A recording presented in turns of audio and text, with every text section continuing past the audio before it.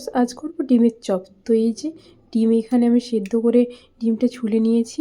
আর এখানে আলুটা খুব ভালো করে আমি সিদ্ধ করে ছাল ছাড়িয়ে নিয়েছি। আর এই যে দেখছো মশলাটা, এখানে আমি আদা, জিরা, লঙ্কা, রসুন, পেঁয়াজ দিয়েছি। এটা আমি খুব ভালো করে পেস্ট বানিয়ে নিয়েছি। কড়াই দিয়ে দিয়েছি সর্ষের তেল। এবার দিয়ে দেবো মশলাটা। তো এই যে আমি মশলাটা দিয়ে দিয়েছি।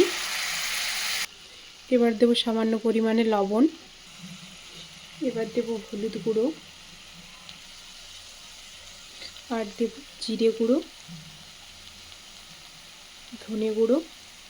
তো মশলাটাকে খুব ভালো করে একটু নেড়ে নেব।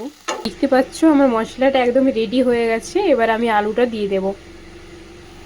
তো আলুটা একটু ভেঙে ভেঙে দেব। তো এই যে আলুগুলো দিয়ে নিয়েছি, খুব ভালো করে আলুটা মাখা মাখা হয়ে গেছে। দেখো কড়াই আর মশলা একটুখানি সবটা আলুর সাথে কি সুন্দরভাবে মিশে গেছে। দেখতে পাচ্ছ এখানে আমার আলুটা একদম রেডি হয়ে গেছে। আর এখানে ডিমগুলো আধটা করে কেটে নিয়েছি। তো চলো এবার তৈরি করে নিই। তো গাইস, এই যে দেখছো আধটা ডিম নিয়েছি আর এইটা নিয়েছি আলুটা। তো এই যে এটা এরকমভাবে দিয়ে দিচ্ছি। তো এই যে এখানে ডিমের টেবিলগুলো রেডি হয়ে গেছে।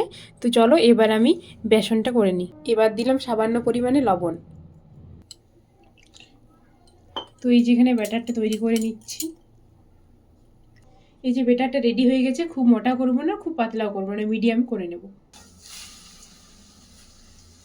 সমস্ত ডিমের চপগুলো এই যে তেলে ছেড়ে দিয়েছি। তো খুব ভালো করে একটু ভাজা হোক, তারপর তুলে নেব। একটু খরা খরা করে ভাজবো। দেখো আমার ডিমের চপগুলো হয়ে এসছে, এবারে তুলে নেব। তো এই যে বন্ধুরা, আমাদের গরমা গরম ডিমের চপ একদম রেডি। বাই।